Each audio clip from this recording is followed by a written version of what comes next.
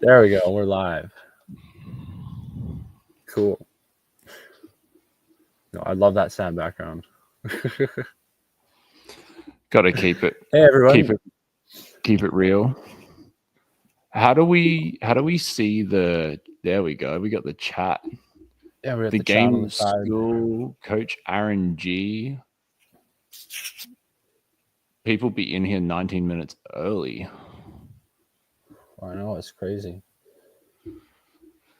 I'm meant to have a couple more guests joining us, so send Ryan a DM if you want to get on here. It's the Skool Don't friends. do that. That's gonna blow up my DMs now. Oh yeah, I guess the video is going to be sitting there for a bit. Everyone's going to come by after the fact. Oh, there we go. Another friend. How is it at midnight in Brisbane? Hey, it's midnight in Brisbane. Brisbane. How are you guys? Yeah, good. How are you going? Good. Whereabouts are you guys? I'm in Thailand. Yes, yes, of course. I'm over in Alberta. Alberta, that's right. Yeah. Is it morning for you guys, or? Yeah, it's 7 a.m. for me. I just woke up. We just struggled to get the kids to sleep, so I got my own 2 hours last night. I was telling Jazz about, I think it was like in a comment on a post she made, where I was like, I'm in the Ryan Duncan mindset, where it's just like, do. You see a thing, you just get it done immediately, which you had said on your call like a couple weeks ago. I was like, yeah, man, I love that attitude. And then Jazz was like, yeah, but he's so young. I'm like, Ryan and I are the same age. She's like, oh, yeah, but you have kids, so it's different. I'm like, is it though? Like, I have to be just as energetic. Wait, how old are you? I just turned 25. Oh, I'm 24, so we're not the same age. Well, it's not the same age. Yeah. But then you got kids. It's crazy. 2001, baby. 2000. 2000. Oh, yeah, so it'll be 25 pretty soon. Yeah, Yeah. the joke for me is I only got 7 days of the year that I need to remember how old I am. Nice. Very nice. Pat looking like a hacker undercover. Yeah, always in the basement. I'm like Benny. You got the hands. I'm working the magic on the computer. Where in Brisbane are you, Jazz? At Wynnum Manly Way. Oh, yeah. Out of the east side. Yeah. Wynnum West? Yeah. Nice. Very cool. How long have you been in Thailand, Ryan? Like, when did you and Sophie make the move? We moved here in October. So 4 months now, I think, which has been cool. It's fun. Nice.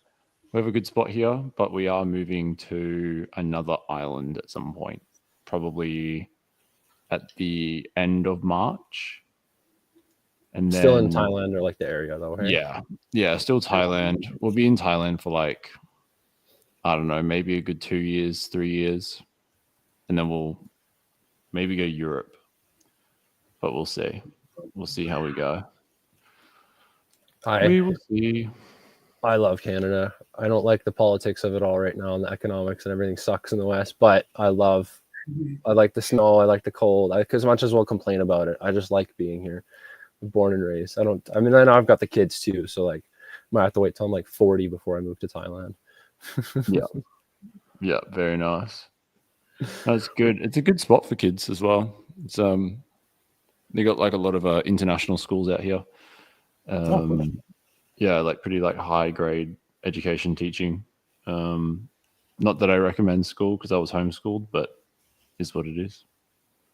And I think I've joked with you about it before. Like, yeah, you guys got to have kids, or like, just wait, wait. Yeah, we are. But it's nice to know you guys have those amenities nearby. If you guys are set on staying in Thailand, that's good. We probably won't raise kids here. They're good for kids, but we probably wouldn't do it either way. Jazz, you've got kids as well, right? Yeah, I've got an adult kid. Jazz has got a kid that's the same age as us. No, he's a bit younger. He just turned 18 last June. And then my other son is 11. Yeah, he's acts like he's 18. Same. Now, just let me know if she's going to be popping in here too. So it'll be good to get started. Did you have a chance to see the doc that I shared, Jazz? I haven't yet. Where do I Oh, see if you that? wanted to pull that up just to see, it should be in the top of the invitation for today. Ryan and I were just kind of peeking at it before we went live. Let us know in the chat, guys, if there's anything in particular you wanted to chat about in terms of like every school strategy ever. I kind of prepared a cheat sheet for our guests here today just to have like a focus for our discussion. And I got 90 minutes set aside for us. So if you guys have anything you wanted to talk about specifically, if you wanted to throw that in the chat right now, we can bring that up in terms of our topics conversation. I got to pull it up on my end. I'm just realizing. Whoops. I'm waiting for Nav will be showing up as well. I think you had seen the circle of resources, Ryan, and you had said like, oh, that's it, that's good, that's interesting. So maybe we want to start there. Like, what is the circle of resources, and what do you like about it? So the circle of resources is experience and skills, time, money, and audience.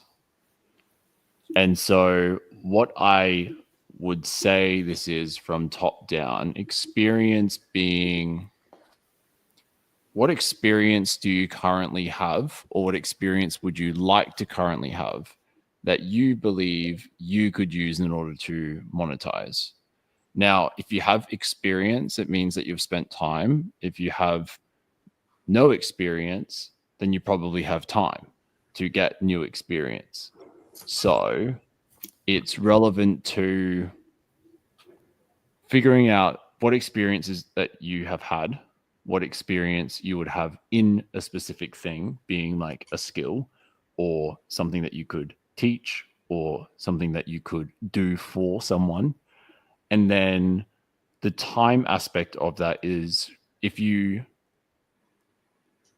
have an experience, but you don't have necessarily a business or a community or something, you are most likely going to be selling your time based on the experience or experience that you have.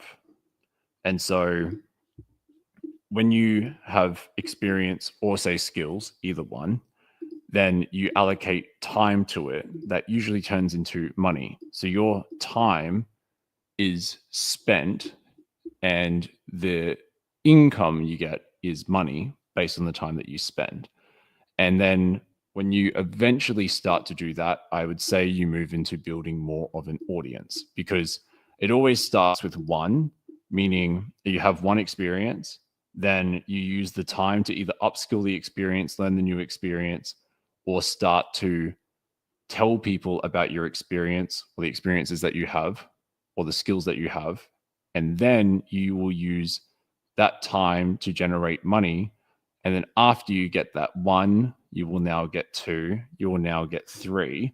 And then you will start to build an audience around the circle of resources. And then you would move into more complex things that you would be looking at doing from there. I like that you took that from the angle of like a beginner as well, because I think that's what I saw in the. Also, hey Marcin, welcome to the call. I see people talking about like being the growth operator and partnering with a person who has an audience, right? So any school project itself per se, removing the people from it, no, that's the skills and the experience of who they are, right? But they could have no time because they're so busy doing the thing that they're so experienced with, but they have a lot of money and a lot of audience, and so they throw the money at the ads to get the audience in on the time. Versus like I, for example, and since I started, I had only time, like you were saying, I had no money and no audience, so I just took, oh, what skills do I have, and I doubled down on those to go forward. So the circle of resources, I see it too, is like it's not necessarily starting from one spot and moving on to the next always. It's starting with what you got and using that, right? Like all you have is time. Like just work 12 hours, 14 hours, just put in the effort. If you've only got 2 or 3 hours, an hour a day, right? Like there's the story, I can't remember his name right now, but built the Skool community while he was in the military. Nicholas He didn't Fowler. Yeah, he didn't have a lot of time to do anything, right? So he had to do as much as he could with his skills in that little bit of time, and probably used a lot of that military money to help with some of the easy stuff he could do, right? How does that vibe with you? I mean, his story, he spent the time doing the skill of learning TikTok Shop, and then he used the experience he gained from being successful on TikTok Shop, and then put the limited time he had into splitting the focus of TikTok Shop to build the Skool community, and then realized he was too busy, and now we work together on his retention. That's so nice that I brought him up. Yeah, I was like, I know who you were talking about. How's that sitting with you, Marcin? I just got in halfway, so. Oh gosh. Well, how do you feel about the circle of resources? You got experience, time, money, audience. Yeah, I just like I said, I just got in halfway through. Hey, Nav. Hi, but it makes sense. Hey, Nav. But everything you're saying makes everything you and Ryan are saying makes total sense. Oh, I think that's a good place to start too, because it's the basis of like, start where you are, right? That's the starting. It's a circle of business. You go through, you get the whole four, but it start with what you got, start with where you are. And then you kind of get into the phases of the business where like you take step 1, 2, 3, 4, reassess, go back to step 1, right? Yeah. And I think it's important to take the steps. It might take longer if you try to take a shortcut, unless working smart is your shortcut. But you could do that and have luck, or be creative. Like Ryan, we were talking about, he was saying, about being creative in Skool. We were talking about, do you need social media to succeed in Skool, right? So sure, there are hacks, but sometimes taking the shortcut makes it longer anyways. You get a client, you're happy, you think you validated your business idea, but it was just luck, right? And then you're grinding, but you're grinding in the wrong direction. So lately, that's what I've been thinking about, right? You need to, sure, you can have luck. You can start being an operator for a huge community, and that's all cool. But I think, just going step by step is faster sometimes. Taking the,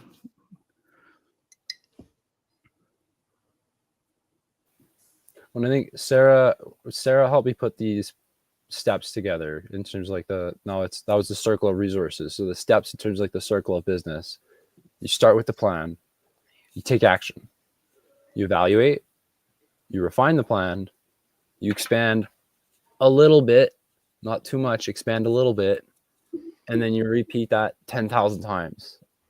And then, of course, depending on if you're taking like the artist arc where you are the person who's doing the work and the fulfillment, versus the CEO arc where like you are building the team and at the top making sure everyone's managing everything, that kind of determines how many times you repeat it and how wide you go.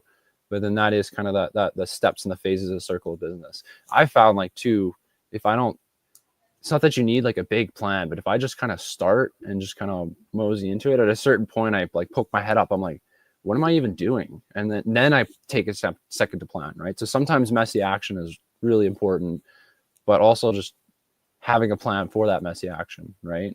And like having a direction, not like taking the first step will get you into the direction you need to go, right? But also having a direction at the start kind of helps you start to take that step too. So it's a bit of a play where it's like you need to know where you're going, but you also just need to kind of take that first step. Yeah, and then you'll figure out where you're going. Yeah, I feel that if I don't take messy action, right, then sometimes it just gets boring, and you just stop doing anything, and you stop talking with people because you're not doing anything. You're just preparing for everything, and then it just stops being exciting. That's how I feel. So for me, I just wanted to add that that's an important part of the messy action you're talking about for me. Well, that's a good question. Is what does taking action look like practically for you guys? Like I know for myself, like I'm 25, I've got 2 kids, a house, dog, a wife. I'm at home. This is my basement. I'm down here all the time. This is literally all I do pretty much all day. So I'm not a good example for like a normal person, but if I had something else going on, like another job, I'd still be here. And so taking action for me, because I've got the kids and everything, I need to use my notebook to write down, oh, I need to do this, I need to do this, and then I use my calendar to plan it. And then that way I'm not like overwhelmed in a day where I'm like, oh my God, I have so much to do. It's like, there's always so much to do, but these are the important things for me to take care of. And then I get to the end of my calendar and I've got like 10 tasks that are all marked as done for the week. And then maybe a couple that I poured over to the next day. And so taking action practically is like, for me, it's setting the goal and the intention for the work session I'm sitting down to do. If it's like my 4 hours of outreach or my 4 hours of creative, and then the rest of the time when I'm doing the engagement, like it is just to create connections. That's how I met all of you here on the call, right? Is just going into the comments, going and making those connections with other schoolers. So that's maybe a bit of a broad answer from me. Did you guys have any specifics in terms of like what does taking action look like to you? Yeah, Nav, please. You're muted, I think. I'm back. So it says practically, and practically what's worked for me is actually writing out the things the night before. And a lot of people talk about this. I used to do it back in like 2020, and I did it for a year straight, and it works. You know, you wake up and it's like you've already convinced yourself what you need to do the next day. So your body's already preparing to do that while you are sleeping. So yeah, writing it out the night before and then waking up and doing it. It's something that I'm going to start implementing, like starting tomorrow. But yeah. Have Starting you guys tonight. Tonight? Yes, tonight. I know, and similar to that, like doing your week, I think Layla talks about this where she's like, every Sunday, the whole Sunday is basically dedicated to scheduling out the whole week. She's $100 million CEO. Like she's got a lot of people to meet with. She does manager mode like 6 days a week. So that's a lot. That's why she needs that full day. I find just taking like 20 minutes before I go to bed on Sunday and okay, what do I got this week? And then I have an idea of like what all my meetings are. And then I can go, okay, what's on my task list? Like what's on my written notes? What's in my calendar notes? And then I can kind of schedule like, okay, this is important. This is not important. Like front load Monday, do less important over the weekend. So I got my kids. So I got to figure out what I can do when I'm with my kids. So it's kind of just strategizing what will work around you. Just because Layla says spend the whole day on Sunday putting your calendar together, that might not be practical for you. But taking 20 minutes before you go to bed on Sunday or every day might be the practical option, right? I know Ryan's got some good advice on action. The time I would spend to write out my list for tomorrow, I would just get my tasks done in that same time. That's fair. I mean, hey, look, I do write some stuff down. Sometimes I'll only write stuff down if I feel out of flow. If I don't feel like I know I need to get it done. So writing it down just so I can cross it off. But it's on a rare occasion that that's the case because maybe call it multitasking, but I'm very, very focused on how I complete each task that I need to do. And as soon as I'm like, oh, I should send DMs, for instance, I would just send the DMs, then it's done. Then I would just like, what's the next thing to do? This has been good and well to build to 6 figures. But what I've realized to get to 7 figures that I actually need a bit of structure and not in this, like, this isn't saying that taking practical action, the structure comes from a lot of what I do is just very, very quick that I could say to someone, hey, can you do this task? And by the time that they've even started it, I've just gone and finished it straight away. I just like to make sure that things just get done like as instantly as possible. So from the moment I wake up to the moment I go to bed, things are just getting done 24/7. And to do it, I'm like, it's like, what's the most immediate task you have right now? And then if you're listening to this podcast, like, go do it. If you need to do something, go and do that task right away. if you haven't done your list of things that you need to do, then listening to us talk about more strategies is probably not a good use of your time. It could be because you might learn something if you're kind of like, I just want to sit here and chill and learn. But if you've got like, if there's like 5-7 things that you wish you did today and you didn't do it and you're spending time on this YouTube, then you're wasting your time. And, you know, viewership goes up, viewership goes down. Not my problem because I got my stuff done today. You know what I mean? It's like you kind of want to just, once you get into a flow of like no procrastination and then no loss of focus and complete and utter do the thing, you have things just get done.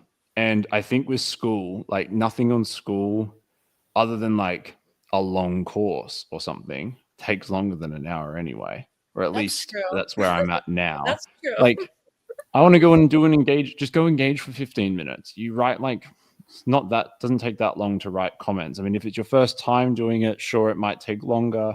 You're trying to feel it out and experience it, but you just got to start doing things. I feel like not enough people do enough stuff. And when you realize that if you could just get through, like wake up and just not even write out a list, not even write out anything, and you were like, I feel like I need to rewrite my about page. Just do that. Just rewrite it. If it takes you 8 hours, it takes you 8 hours, but at least you did the one thing you wanted to do. And once you feel finished with it, then move on to the next thing.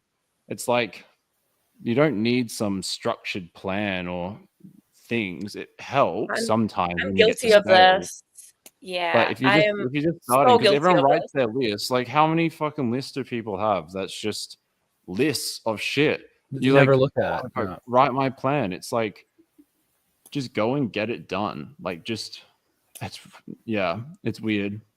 Like if I'm like, I want to write a 7-part email sequence, I'll just sit here and write the 7-part email sequence and then I'll send it to someone for review and then I'll just move on to the next thing.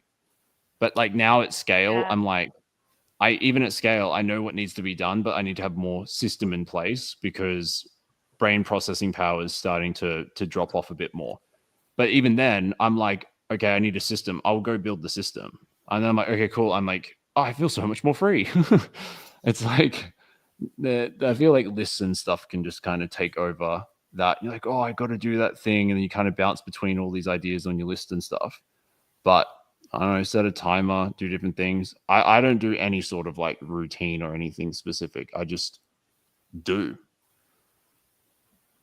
I guess Jazz or Digital Warrior, in comparison as a parent, how does that apply? Like what would be somewhere different? It's like I hear what Ryan's saying. And that's where like I was saying that comment, like I adopted that mentality.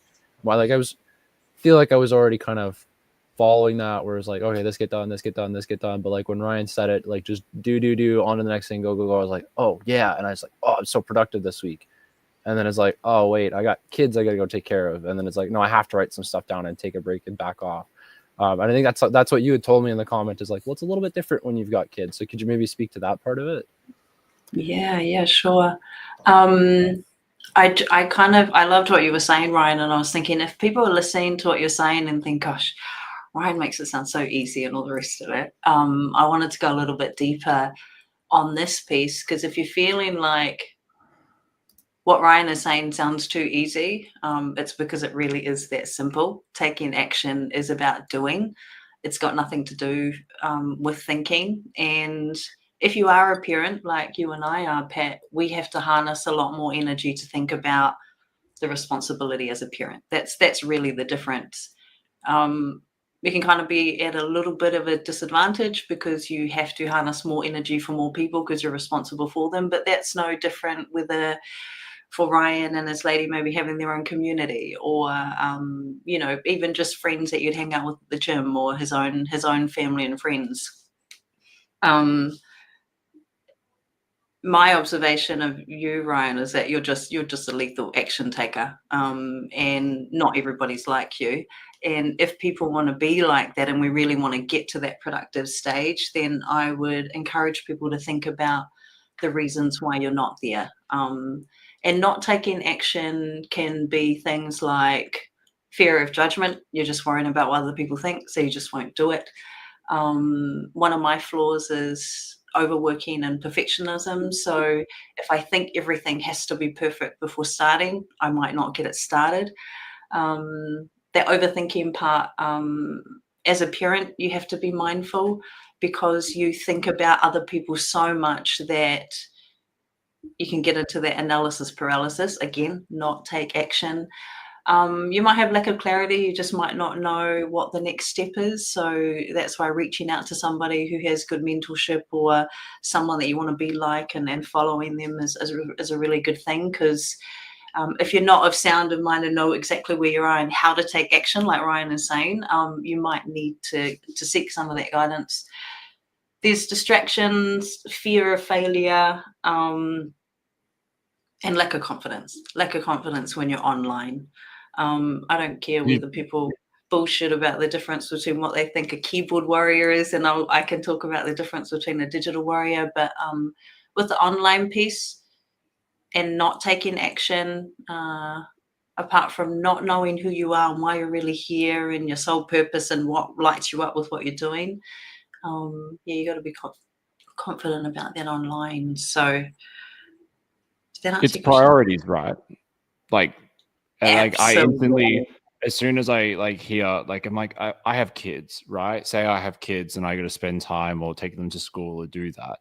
Well, then my priority list is just whatever the fuck needs to be done. And I have all the time in the world to do it. So it's hard for me to relate. But if I have kids, like, you can kind of boil it down to like what actually needs to be done. Like, is engaging in the school community a top priority for what you're doing right now, or is doing your VSL for your about page to help increase conversions, right? And so instead of focusing on, I have all of these things to do, it's, well, what am I at? Again, like, who am I? And like, what am I trying to do here? And what am I trying to sell? Okay, awesome. Did you do the highest priority task for what you need to do? And this is where I actually give people like the permission to go, like, ask in the school community. I am a parent. I have 3 hours a day. I want to scale this to 10K a month. What are the first things I should focus on? That is the permission to make a post about it or to search it or to find it somewhere. Go through it and just say, I only want top priority tasks. People will say maybe posting content on YouTube. Sweet, I'll allocate 30 minutes to creating a Instagram video. Then go and look up, how do I create Instagram content in just 30 minutes a day? Like, it's priority with thinking. How do you actually think about the process?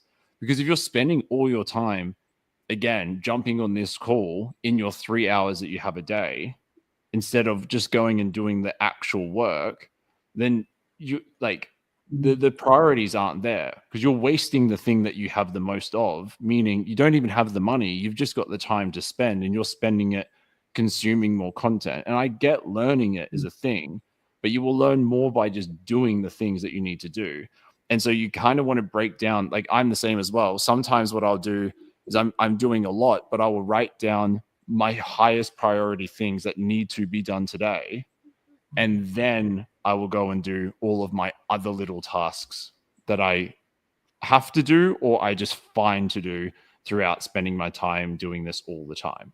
So I think, like, as a parent, it's just like, what's the actual priority? And obviously the kids are the priority, but in your time that's off, if you're doing it, a priority for you would be like, I don't feel like working today. I just want to hang out and engage and talk to people.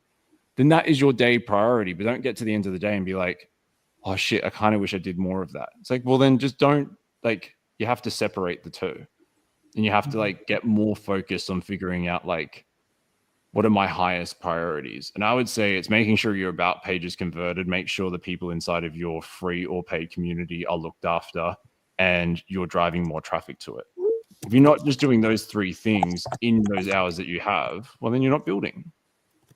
But I think it's good to like, just because you're a parent doesn't mean you are disadvantaged, right? Like, because Josh said, it's kind of like a handicap where because you have less time in the day, you have less energy, you got to focus on this other stuff. But like when I'm with my kids and my wife, the phone is down and I'm with my kids and my wife. When I'm at work, the phone is down and I'm facing to my computer and I'm just working on the stuff, right? So it's like the two modes. So I'm not, when I'm with the kids, I'm not thinking about, oh, I should have done this thing and I should have done, oh, I got to engage. And oh, Ryan just replied to my comment on the thing. Ryan replying to my comment with a GIF at like 8 p.m. when I'm trying to put my kids to bed. I'm not going to fucking care about in 2-3 years, like when I've got healthy kids that I'm taking care of, that, you know, those memories that we made. So that's playing on the priorities. What about the memories that we make, Pat? Oh, we have some good memories. I got a few we could talk about later. And this is just a side note. I know for the viewers we have, I'm not special. This is not my podcast. I was like, I want to do every school strategy ever. Do you guys want to do that? They all said, yeah. So I pulled together everybody. I put together a YouTube channel, and all these people on this call, like, and everybody that's going to come on in future calls. It's just, I just went into the Skool community engaged, and I was just myself, and I just made some friends. And so that was part of my priorities during those days when I was learning before I opened a community, was just engaging and being a user on the platform.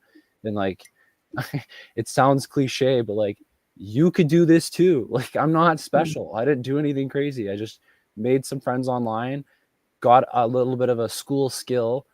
People recognize that a little bit. And then it's like, hey, well, let's talk about it. Right. So now we can have these conversations and bring this to you. So like, if you guys want to do something similar, you don't have to like, oh, I got the Ryan Duncan on my podcast and it's so cool. And Nav from Book Club is here, and Marcin from Educate, Jazz from Digital. I'm so pumped. I got all these big wig names.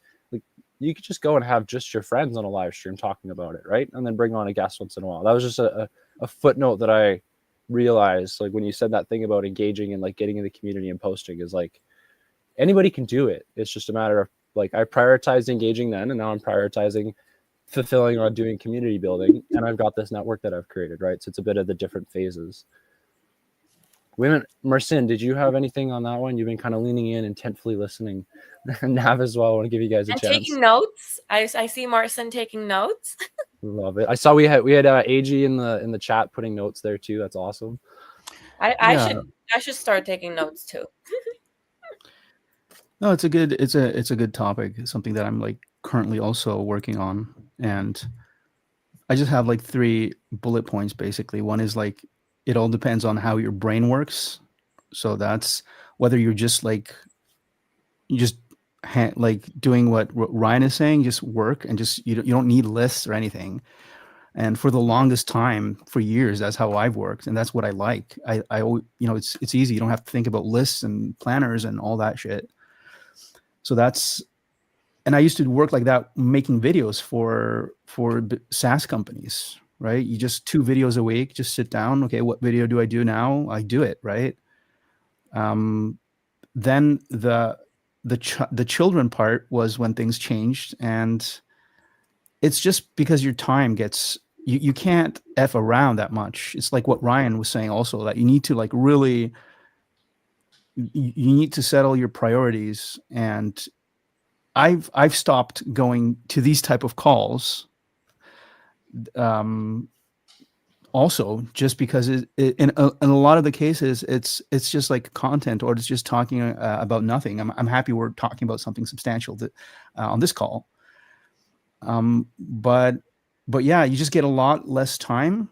I got a lot less time, and I had to eliminate some of the things that I was used to, some of the shit that I was used to doing. That's one thing, I think, right? And so if you have more time, you can just do whatever you want. But also, I think the second point I have is, what's the type of content?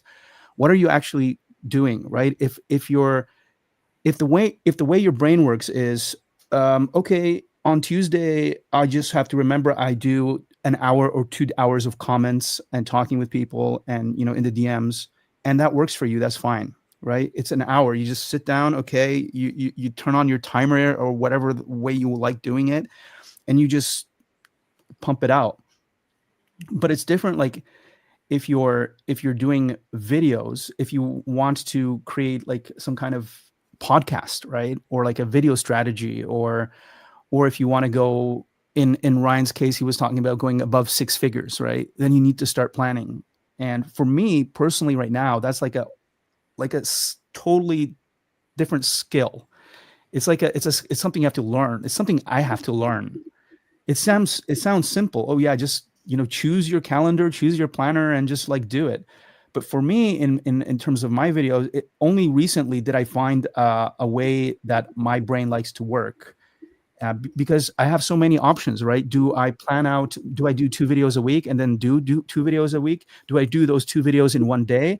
Do I do 8 videos at the beginning of the month and then just plan them out? Do I do the thumbnails separate? There's all these little things that I've tried and had to try in order to understand how I like to work to actually get things done.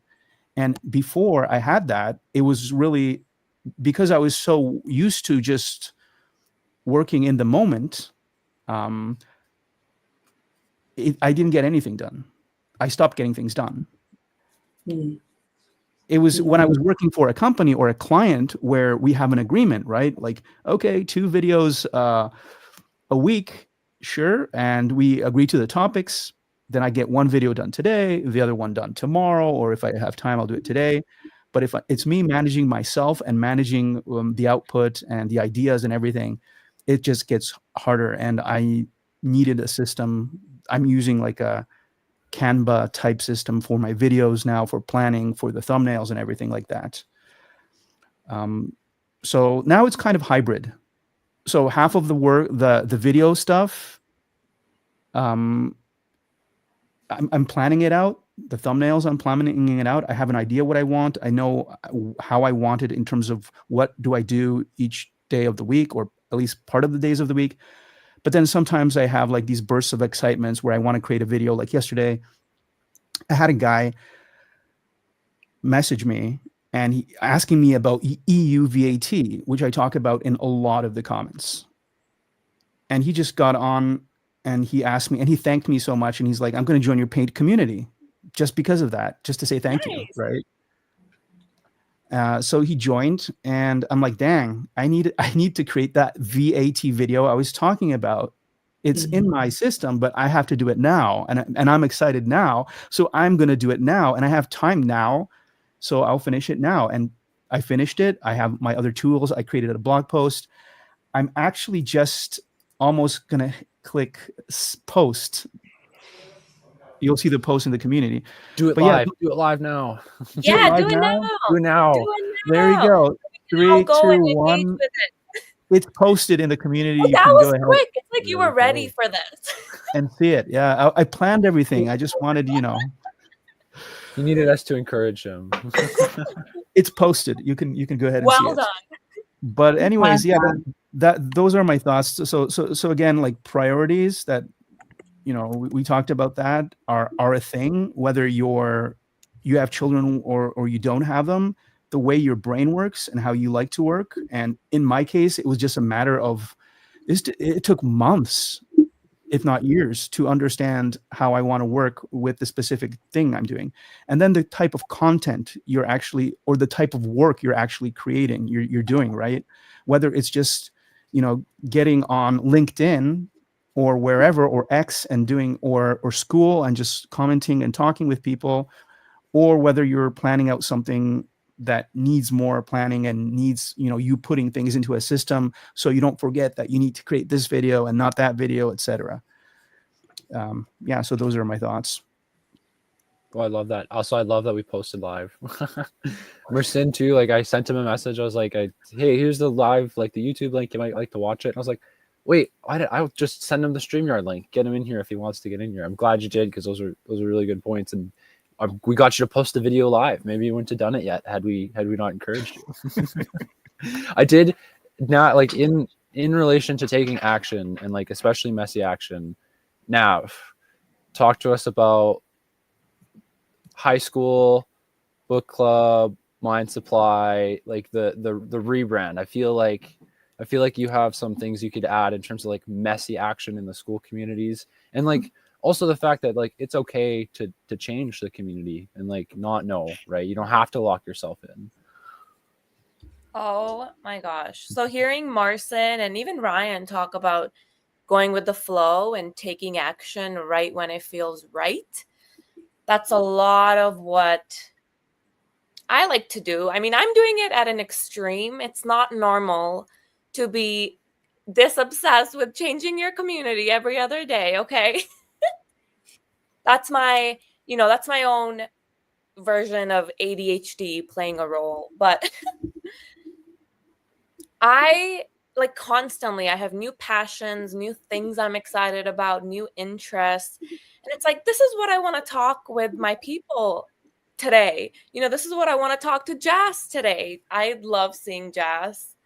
Like, we have created this little community, just us ladies. It's been so nice. But yeah, it's like, what do I want to create today? And sharing that and doing it right there and then so that the thought does not lose you. And, Marcin, you were saying how you take action when it feels good, when you're excited, taking all that energy and putting it into something. Like, I think that's just such an incredible thing to be able to take something you're thinking in your mind and put it out into the world, and it becomes like this tangible thing. So the Sam background. I thought Sam joined for a second. Yeah, I don't know what else to share, but I think right now is the most I felt aligned with this thing. So I have my Mind Supply community, which I also rebranded my Instagram back to my original brand, which is the Mind Supply, and then sharing everything else on my other personal page. So it just feels good. Like, I feel good about what I'm creating, so I'm just gonna go with it and have the intention that it'll turn into something, and usually it does. So we'll see. I mean, also, I have this back here. She believes she could, so she did. Like, I'm just ready to do something. I've got someone asked me if that was the new Alex Hormozy book coming out, like $100 million sales. I don't think it's out yet. We haven't even been told that that's the title, but that's Sell More Faster. That's the book that I have, which is actually, that's a good foray into the next question here. I'm going to write that down. How long did it take you to make your first sale? What did you do? I think Ryan's answering in the chat there. On Skool specifically, I think this is just a fun question. So for myself, I discovered Skool in February. It was February 7th, in the hospital waiting for my son to be born. Hey, I should go watch that Alex Hormozy announcement video. Oh my God, this is really fucking cool. Why didn't I watch it earlier? I'm going to go create a Skool account. And then I kind of like disappeared off that for a little while because I just had a kid. But then I was like, oh my God, this is really great. I got back into it, and there's no self-storage communities. So I got my friend who does a self-storage business to start his community. Still going strong. He's working on it. But that was kind of my foray into the Skool world, like working with him for free. He was my first affiliate. And then through that, he wanted to do Google Ads, which is how I met Corey Prince at Google Ads Masterclass. And now I'm like his growth operator. Worked for free for like 5 months until we launched a premium offer to actually get like cash flow in. And now in September, started getting paid like as like employee, but just, we had cash flow, so I could get a part of commission for that. Last month and this month is the first time since I was fired in August of 2023. I'm terminated without cause, but fired. I pay all of my bills through Skool income only. And I do that without my own Skool community. I do that through serving other creators. So that's just one pathway as an example for like, you just make it work, and then you just get that dollar across the bridge, and then you just keep going and you figure it out. Right. I'm curious. I'll throw it around popcorn style. Marcin, how did you get your first dollar on Skool? I told my friend to join my community for $1. It works, man. $1's a dollar. It was not 67 cents. It was when yeah, exactly. That's how I learned about that. You only get 67 cents. Remember we used to argue about that, Marcin? I was like, you're fucking wrong. It's not right. It's not right. I don't remember, but it makes sense that I would argue about that. But yeah, but it was the time where you needed to have 3 paying members to get access to the one-day calls. So I wanted to get those 3 members. But I cheated the system. I just got onto my friend's account who had a community. Got early access that way. Oh my gosh, Sam is here. Any questions for Sam, guys? Ryan's back. Yeah. All right. So I got my first dollar on Skool. No, I got my first dollar on Skool from Goose. Nice. When I started the gift community. So I was on Skool and I did a bit of growth operating. So as soon as like usually because I have had like a lot of skills in a lot of like different industries previous to Skool. And saw, I think it was like Eddie Cumberbatch's video on growth operating. And I like skimmed it. And then I had like a client the next day because I was just like, shit needs to get done now. So I like messaged my friends. Oh my God, I did I did all of the advice that everyone says to do. So messaged my friends, and one of my friends so happened to be a YouTuber with like a really big subscriber base. I was like, yo, bro, let's do this thing. So, all right, cool, let's do it. So we did it, and we had like sales within like a couple days. It didn't really go that well, and I was on like a 20% rev split or something. And then so I was like, made like $100 a month, and I was splitting that with another growth operator, so it was like $50. It wasn't that good. And I tried the whole growth operating thing for a bit, and you can see that like in my activity streaks, it's about to dip out. But if you look at my profile, it's like very clear that I was like on it, not on it, not on it for a while. And then when I started to get active in the Skool community, it was like April 11th. So it was like April 11th. I was like, oh, what's this points thing that's going on? And so I started to do the points and hang out a bit more and see stuff. And then 7 days after that, I on April 18th, I launched GIF at like 2:30 in the morning.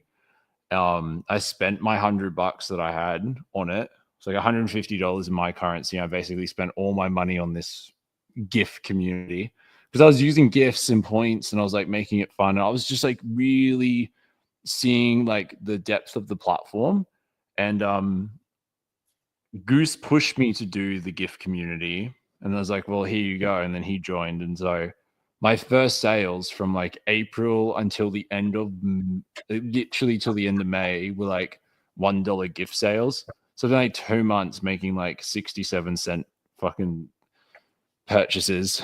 And then things changed after that, which was nice. The GIF has always been a lot of fun. It was great. It's like playing a video game when I was doing GIF. Because it was like the wild, wild west of Skool, and self-promotion was not something that was being modded. And I was promoting memes, so it didn't really matter too much. It didn't come across as that. And I was just like, join GIF, and I was like hyperlinking it in posts and different things and trying to rack up like how many cha-chings I could get. Yeah, it was a lot of fun. How about you, Jazz? What was your first dollar through Skool? Oh, I would say quite recently, actually. So I've been just hanging out, consuming and observing and learning from everybody since when everything kind of launched in February. And then close to the end of November last year, I had finished up with the company because I was in a job doing recruiting.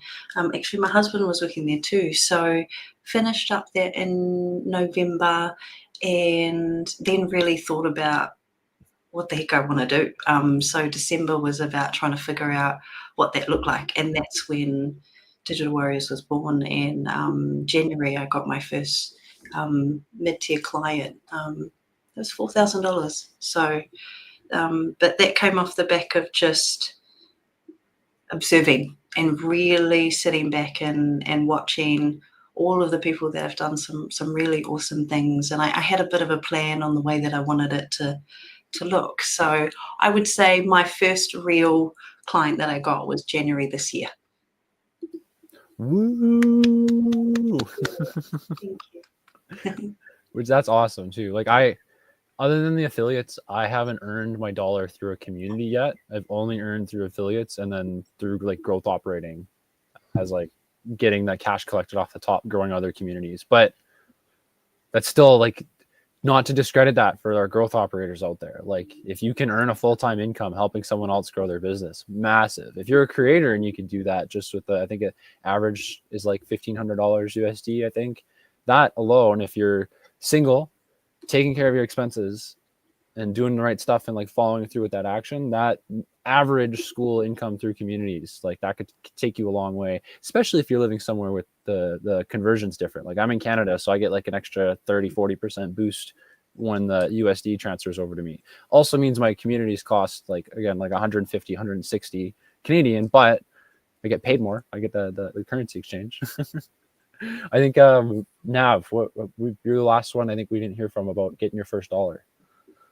Mine, I think, was an affiliate, or when I made the book club $1. Either that.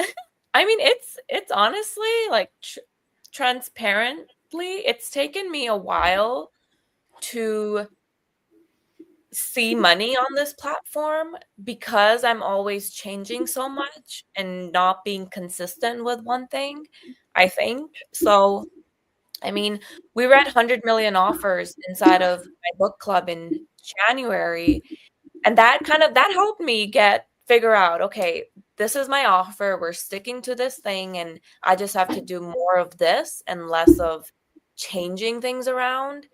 So this month we will be reading. Can I do this little promo?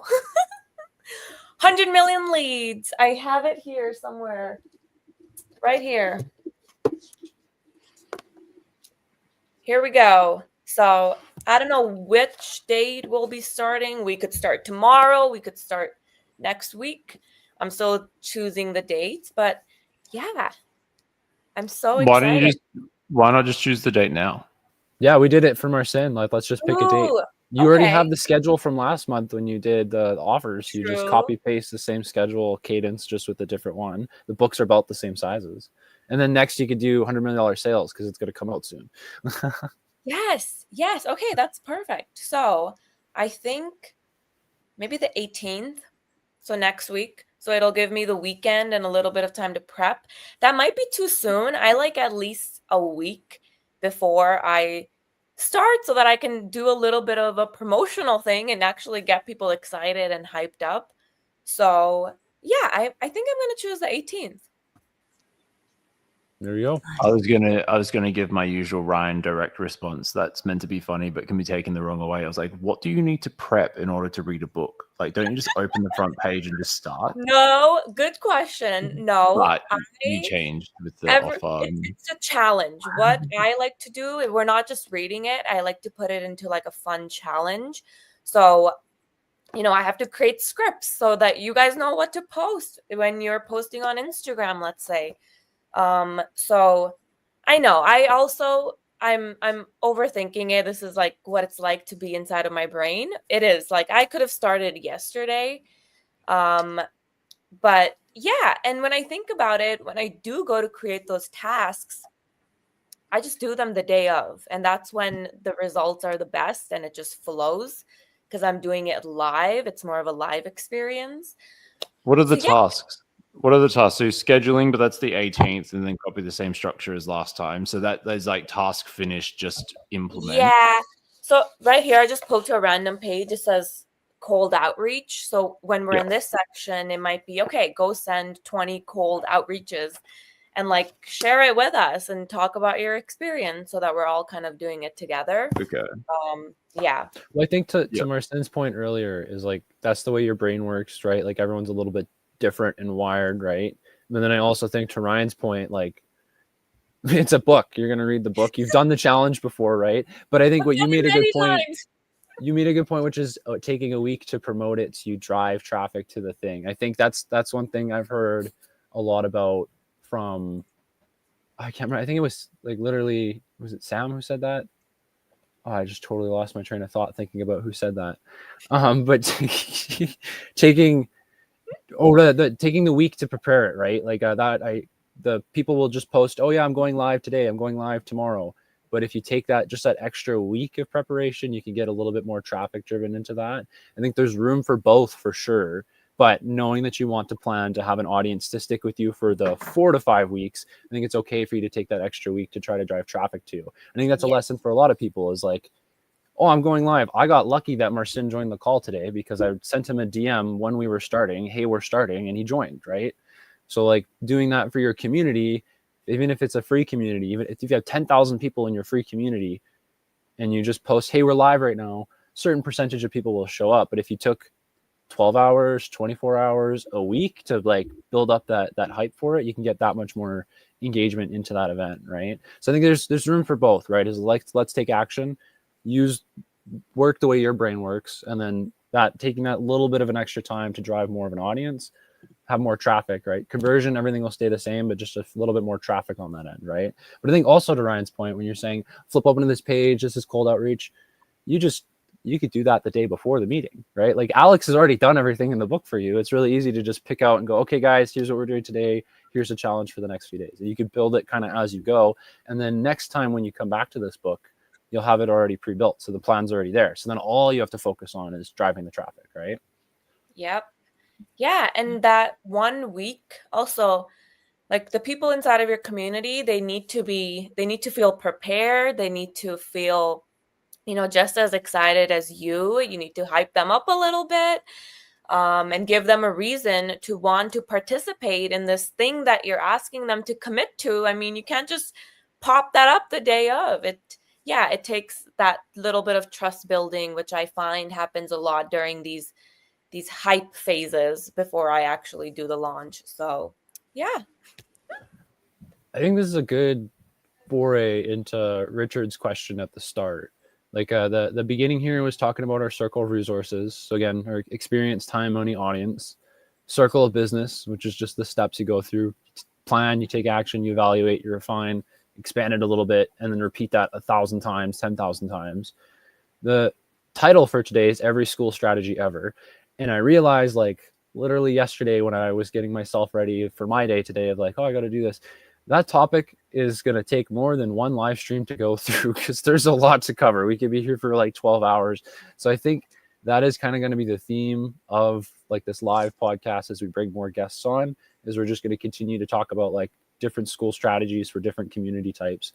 So I think starting with this, we'll take a look at some models and talk about that in a second. But what would you guys say is the most surprising thing you learned when you're like actually building the community, either like on the school side, like the technicals of doing it, or like on the human side of like building an audience and bringing more people to it? If anyone wants to go. I'm going to go out and say that like I don't find anything like too surprising, because I was just real. I just showed up as me. Like I'm a creator and a member, and either way I'm the same person. I don't change how I speak in the communities, in anyone's community. You get the same version of me. My posts are the same. Like I write everything the same. It's just my personality. So when I was building it, I was like, nothing was really surprising, because I was just like, just being me and building what I think would be great, what would be good. And then you either resonated with it or you didn't. And then I started to get feedback. I haven't been surprised by things working, just because I've just kept it true and authentic to who I am as a person. Maybe specific to like GIF for like the dollar community, like what did you find? Was there something you found? Oh, you know what? Actually, okay, here we go. Specific use case. I had my free about page converting at 22%, and the only piece of text on it was "Go full time with Skool." And because I was like, I'll see how simple I can make it, and it was converting at 22%. So I was surprised by the data. I think that's the only thing I usually get surprised by, is like, is the data working? And then I added more text to give it more like, here's more about this community. And then I was surprised because the conversion rate went down to 13%. And then I was like, well, let me change it back to Go full time with Skool. And then it went back up to 22%. And so I was like surprised that almost nothing on an about page was still converting. And it's still the case. I'm still testing it and trying it. Like I've just added some new text to it. Not as long, but not as short. And like with a bit more like of a wholesomeness feel to it. So I think I was just surprised that such a simple about page would work as well as it is. Like 22%, the highest I've seen it was like 34%, all Skool organic traffic. So I was pretty surprised by that. And for the theory behind it that we've kind of come up with, Sophie and I, it's when someone clicks through to the about page, wherever they're coming from, it's not their choice to read long text. Like they choose to go to a page, but what they see next is not actually their choice. It's what you give them and say, this is what you have to see, which could be VSL that they need to click on, which is a choice. But then all of this long text where it can be like, I don't want to read a bunch of long text right now. Whereas if it's so short, it's like the choice of just clicking on the page and then they just like, that's it. It's like, really, that's it. And the thing is though, is like actually knowing why people joined it. Usually it's just because they know who I am, which is okay. But we're trying to figure out how to kind of get some level of flow and expectation with the same result without it just being go full-time with Skool, because it's really vague. It's like, what's full-time and go full-time with Skool for what reason? You know what I mean? So we're trying to shift it and change it a bit to something a bit more wholesome, I guess, and that involves a bit more of like building community together rather than me being one thing, just because when you're in the inside, the community is really good. And not in terms of a technical aspect, that's in terms of the people that are inside. It's the engagement, like the Ryan's community, skool.com/free if you're not in it already. Lots of fun to be in. Like I think you did one thing that was really cool, which was the audit my community, and you put that out as a challenge. I think that was really interesting. I just want to highlight that for like with Ryan goes through the same stuff we go through too. He's like, why is this happening? I don't understand. And they kind of go through it. And I think all of us look at Ryan and we're kind of, I don't know if jealous is the right word, but we're like, oh my God, he's getting all this traffic from Skool and like everybody knows who he is if they're there. That's a gift and a curse, right? Like you just said, it's like everyone's coming to the community because of Ryan. So there's difficulty getting that cold traffic or more of a challenge working on it versus like I'm working with some other clients. They're like, how do we get traffic from Skool to our community? Because that's all we want as Skool owners, which is like, well, if you're not like a Ryan Duncan at the top of the feed, it's a bit of a challenge. You got some work to do to kind of get some notoriety so people are aware of you, right? So I think that was just a cool point I wanted to highlight there. I was surprised, and this isn't my community, but Captivate 3D, they're doing the Blitz right now. And I don't know if Goose wants me telling this, but he lets some people in for free to participate for the month. And then if they win, they get the 99 for free in the community the next month, like their team of 4 that's participating in Blitz. And then if you don't win, obviously like you pay for the community or you leave, right? I think that is a really good way that he was doing. It was surprising to me as like a free trial method. And also bragging rights. I won the last 2 blitzes, so I've never had to pay Goose $1. But that's, again, not my community, but it was a really interesting thing in terms of getting engagement as like a challenge, right? So I do something similar like operator logs, where we get people to post like accountability journals basically in the community. And then we can, encourage, hold them accountable, and then it gets pinned into the classroom. So that was something that I found was like, oh, I'm already kind of doing something similar. So that was a surprise to me of like, oh, this works, right? Was there anything else that Jazz, Nav, Marcin, was there been any surprising, I guess I'll pull the question back up if you want to read it. What was the most surprising thing you learned that actually works when you're building your community? So I think this could be either on like the technical side of like what the community looks like when it's built, but also like the act of building the community. Is there anything you found that worked? Yeah, I don't know if I was surprised, but it certainly hit my ego. That having perfect content just doesn't matter, especially on this particular platform. Like it really is all about connection, and like the real growth happens when you create a space where other people can feel seen and heard and valued. And the moment you kind of stop trying to sell, like really sell, and you start genuinely engaging, and that's really where I start to see like the vision of Skool really come to life. So And that's quite interesting because as I started to change things and move things from whatever it was to Digital Warriors over December and just repel people that I didn't want to hang out with anymore and attract the people that I really wanted to be around that I believe values me. It's kind of like how Ryan was saying, because Ryan, your personal brand is so strong that people either like you or they don't, and that's just it's a really good place to be. It's Totally quite powerful, fine. especially online.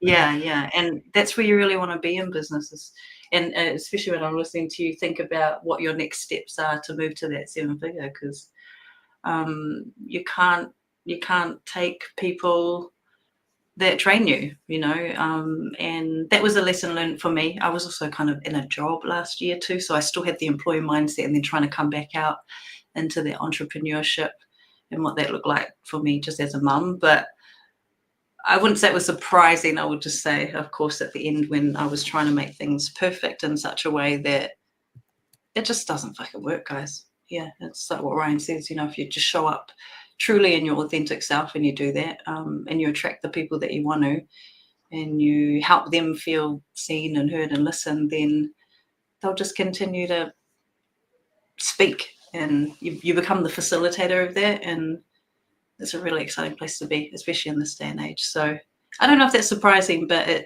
it sure helped move me back into shape.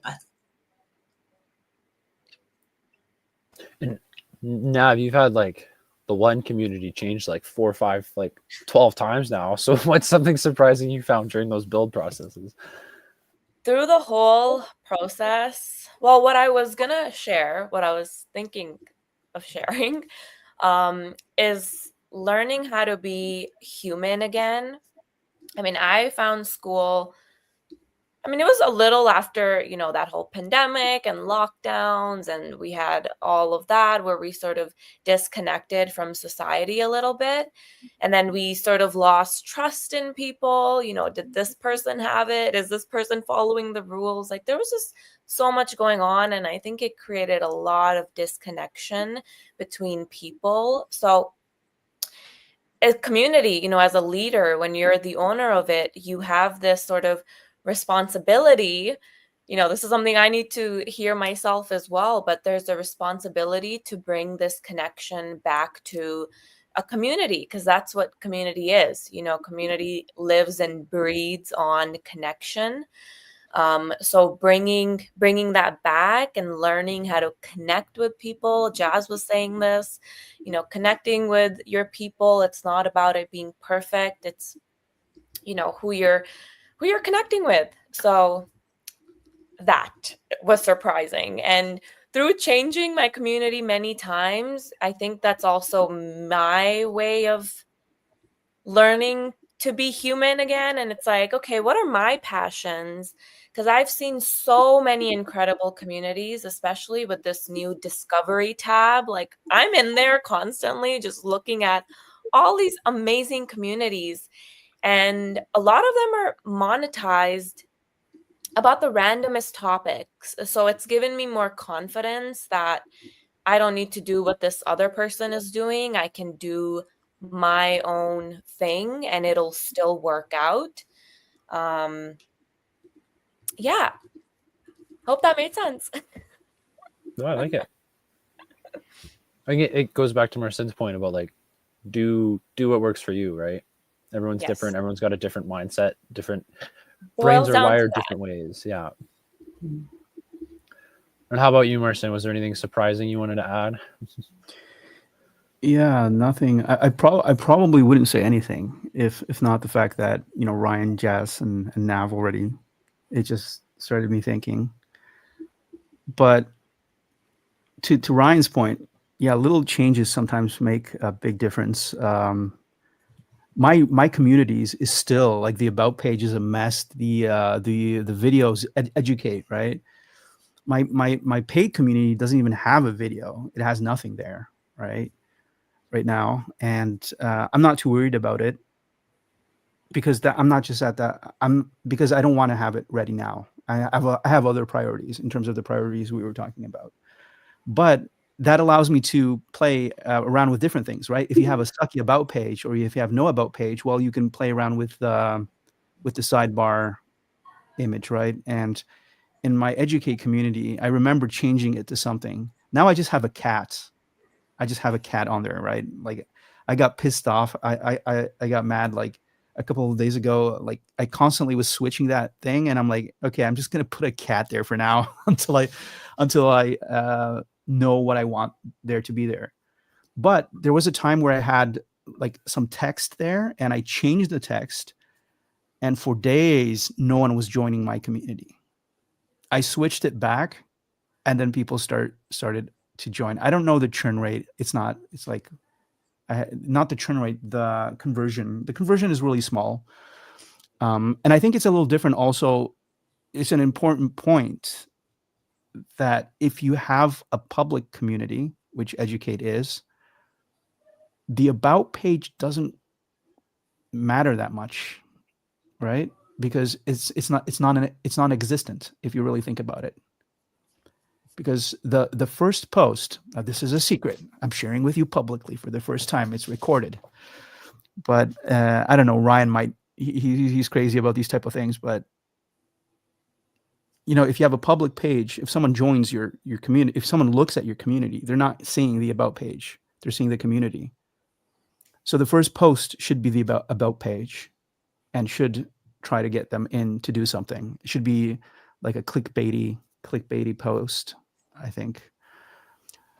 Just to reiterate what Marcin said there, like and I think this is a good for it. Like I had 90 minutes set aside for us. So I think the last 15 here, we can maybe like pick one of the community types and focus on some strategies for that.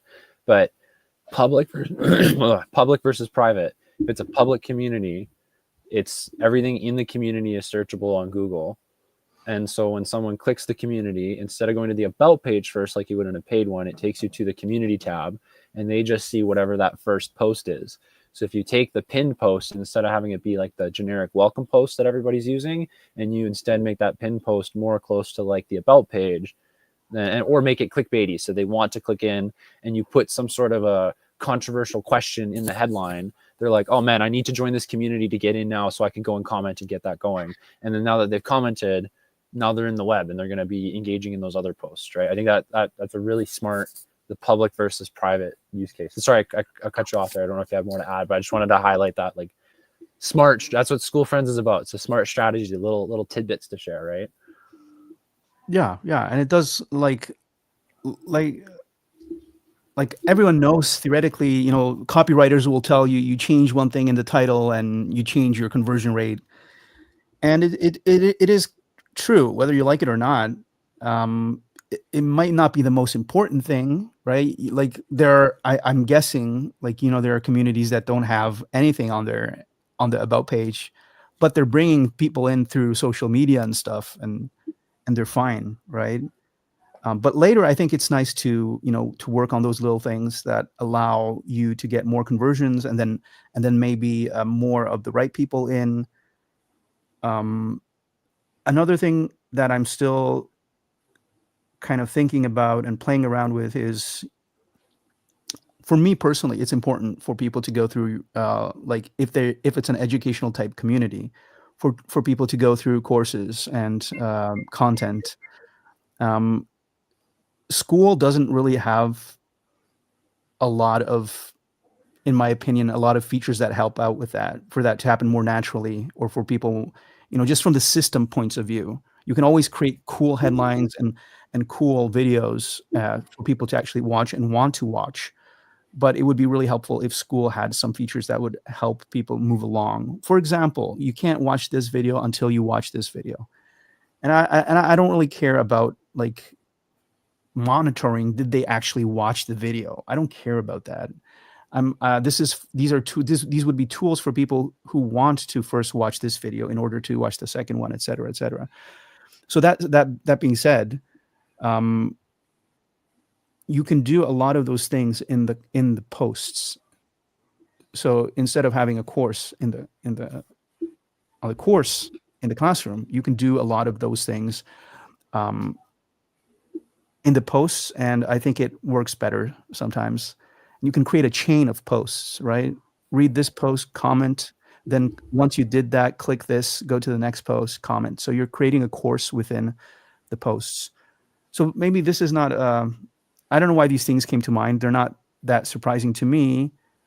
Interesting, but not surprising, because usually when I do things, I always treat it as a test. So it's really hard for something to surprise me.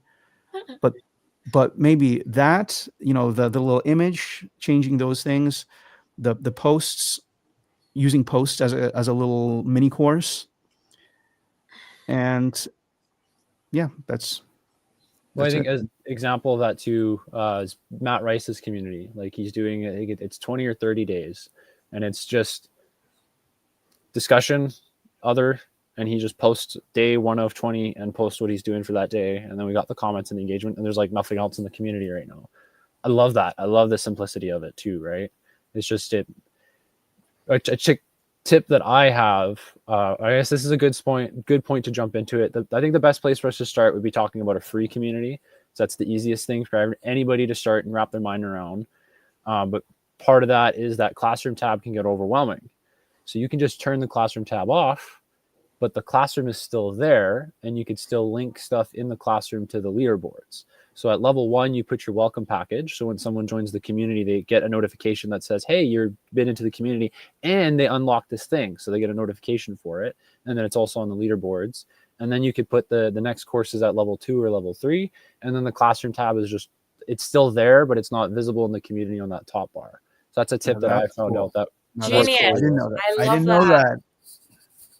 Same with the calendar. If you only have one calendar event in your community, just set up that recurring event and turn the calendar off, because then it's just going to display just that event at the top of the community feed. And when that event's over, it'll display the next one for next week, it will still show, like it'll show in red, even if you turn the calendar off. Oh, yeah. Wow. So that was one thing that I think like a lot of people were talking about, like overwhelm in the community, like, oh, it's too much. Like if you don't have events, turn off the calendar tab. What if you do have events and you still want the tab turned off? Like again, if you have 1 or 2 events and they're spaced far enough apart and they're the same event, same day, every day, some people are visual and they like to see the calendar and see all those views. But if it's just one event and you just have it pinned at the top, get rid of that calendar tab, just have the calendar event showed at the top. And that Classroom one was actually one we had a meeting with our operators, and we found I brought up that strategy, and we play tested in the Be Happy community. So if you go to the Be Happy community, there's no Classroom, it's just calendar, but the level 1 unlock for the welcome package is still there. And you could still search skool.com/community/classroom or /calendar and still get to see those tabs. It's just that they're not, the UI doesn't show them on the top of the community. So that was that's my biggest pro tip. And that works for free communities or paid communities. I wanted to ask about the public versus private. If you guys had any thoughts around, like, why would you want your paid community, or sorry, your free communities only? We're not talking about paid communities, just a free community. What would be the use case for having it be public versus private? If anyone had any thoughts to start there, maybe. Like I know free, public, it's kind of like a news board, right? Where you're telling everybody in the community, a forum. Yeah, well, public is basically if you want to use it like a blog, right? That you want people on Google or wherever to find it. I didn't know, like now that I know, because I tested this before, whether the Classroom worked. If you can search and find the courses through Google, it didn't work for me before for some reason. But at one point, I don't know whether was it you, Pat, or someone was saying that it actually works and you can find the courses. So even now, like I'm just using it as a blog, right? You just do articles, and you can create sales pages, right, on there, and all the posts are searchable through Google. If you need that, if you want that. In my case, I am trying out and I'm testing out for the foreseeable months. My free community is basically selling Skool affiliates. I'm just getting people to use my referral codes. And then of course I have content for the people who are in there to help them with Skool and everything, but it's Skool focused, and it's focused on, there are a lot of referral links everywhere. Do you guys have any other use cases then for why you would have a public free community? Because private makes sense. You want to hide the details, right? Yeah. Like Marcin said, mainly SEO purposes, but also I think you can invite people to events, people who are not in your community. They can still join they can get the Zoom link and then participate in like a webinar or something without being part of the community. I know when communities are public and I'm not in them, I love snooping around, seeing if it's worth joining. And sometimes that helps. If I see good content and good conversations happening, like I will join just because I saw that it was public and I could see what was going on in there. Yeah, I think mainly SEO, treating it like a blog, like Marcin said. I The typed calendar something one is smart the other day. too. Like, Yeah, I typed something in Google the other day, and someone's classroom actually came up. Like it was inside of their classroom. I'm like, oh, genius. I think that the calendar thing is hadn't considered that before, but having it be a public free community and the calendar displaying, and then I think too to know like you could still put one-time purchases and stuff, so that way that's visible but locked within the community, right? Yeah, I guess exactly. That's what I'm going to be using. And also posts, if you want to share posts anywhere to anyone, you just share it.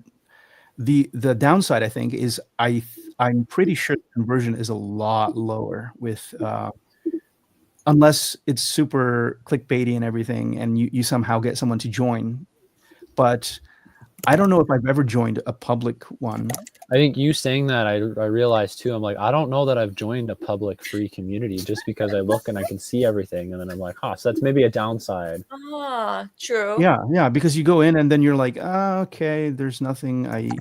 I'll I'd look have at to it. click join to see all the stuff to see if I'd be interested, versus I'd have to click join and then look at it, and then it sits in my like community role of all the communities I'm in, right?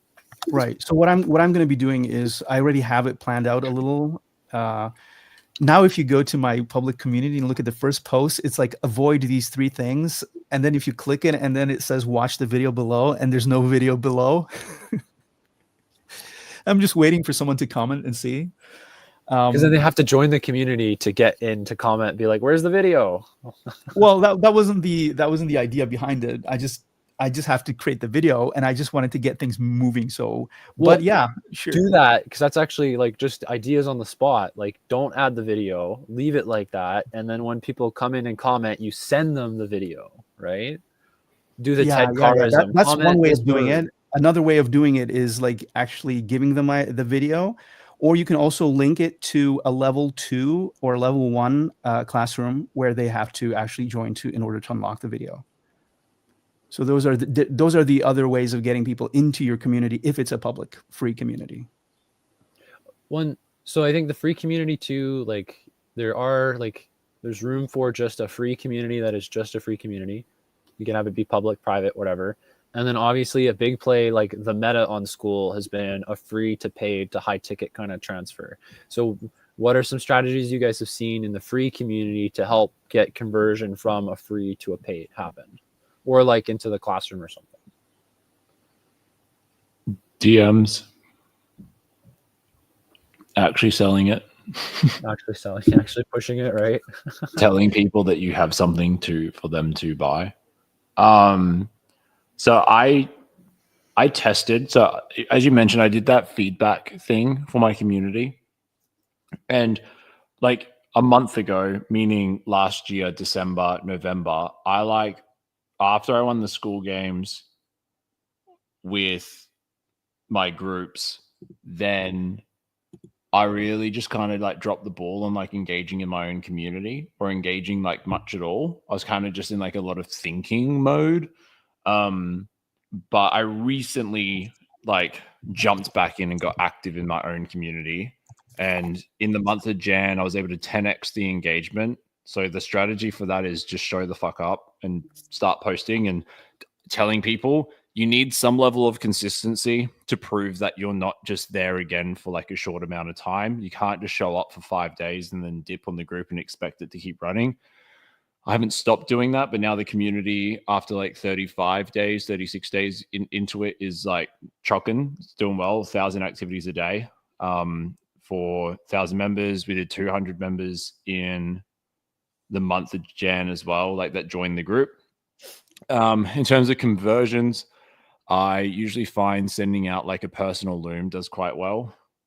I'd say that's a pretty decent thing. If you actually want sales, personal You- looms, it's more. You willing to give away some of the sauce and like what is that loom? Because I know like the personal DM with a loom video and then you mass send it to as many people, but like you're manually copy paste that whatever, right? Not doing the AI method. What is the structure of that loom? Maybe not like the actual loom itself of what you use, but like what are kind of the key points you put in there when you send it? I'm testing, so I don't have like a specific Okay. thing at the moment. Yeah. Just a personalized loom. Hey, I'm doing this thing. I think you'd be interested. Come check it out kind of a vibe. Yeah. Yeah, probably something very casual. Just giving them an invitation and showing them that you have something to give to them. I love, even on Instagram, I love sending personalized voice notes. They get the most feedback. Like people will actually respond and they'll be surprised. They'll be surprised. They're like, what? Is that actually you? It's nice to hear you. And it reminds me why that personal connection again will get you so much more than just doing something on like a mass level. So I forgot the original question, but just wanted to share that. Well, my intent behind today was to talk about Skool strategy. I think we covered a lot of really good stuff. I think next time I want to just jump straight into talking about the models because maybe that's where we can end. Do you guys have any models for Skool that I'm missing not on this list? And then this will help fuel the discussion with future Skool friends. Maybe if you guys want to come back, of course, totally welcome for these conversations. Again, this is not my podcast. This is a live podcast for everybody else because I just want to talk to people and get you guys together. I've been on a few with Nav and we were like, oh, these are fun. We should do more of them. And then Devin was talking about them. Can't remember who we had on the podcast specifically. I might've been with like Ryan's episode and they were saying like, oh, we need more of this or something. There was like a comment they made where I was like, yeah, that seals it. I'm doing it. Like, I don't have any plans I don't want to make money or do anything. I just want to talk to Skool friends and like, there's nowhere else doing it. And it's still like early days, mover advantage. Like, let's get it going. Right. So just that little caveat, if you guys want to come back in the future, don't have any plans or anything concrete. This was literally the only one that I had planned that I wanted to do. And I realized every Skool strategy ever is going to take more than 90 minutes. So the models that I have is our one-time payments in the community, which is really cool that's a feature that got released. I don't think there's been a lot of talk about it. And it's more specifically, I think, for the music industry, like the music category, but still one-time purchases for like lifetime access to the community, free community, paid community, low ticket or high ticket, free to paid to high ticket. Again, yeah, free to low ticket or high ticket. And then the free trials. So free trials to a low ticket doesn't make a whole lot of sense, but I've seen a few places doing it. And then free trials, of course, into a high ticket thing. It makes a lot of sense. Get someone in for 7 days to try it out.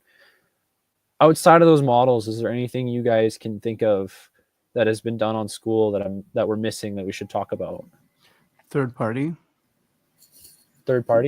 payments, right? Where you get someone to like what I mean, Hamza is changing his thing all the time, but I like to look into the big communities sometimes and see what they're up to. And now it's like, I think it's like $500 to get in and then $100 you pay every month. And it's outside of Skool. It's not going through Skool, that's a good point too.